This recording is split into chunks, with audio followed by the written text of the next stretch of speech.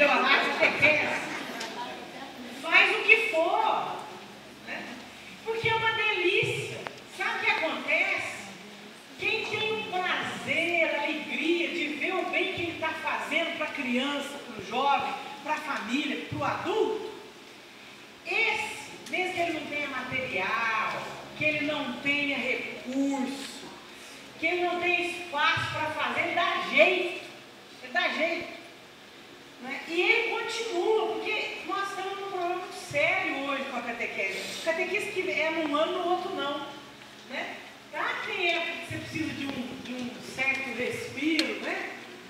Passando por problemas, você precisa de um tempo para a catequese. Mas quem é catequista porque descobriu isso? Esse não consegue ficar longe, mesmo com todos os problemas que ele tenha. Não é? Mesmo com todos os problemas que ele tem. Então é uma delícia sim ser catequista. Mesmo em meio a dor, sofrimento, dúvidas, decepções, que às vezes nem a comunidade ela valoriza o grupo de catequistas.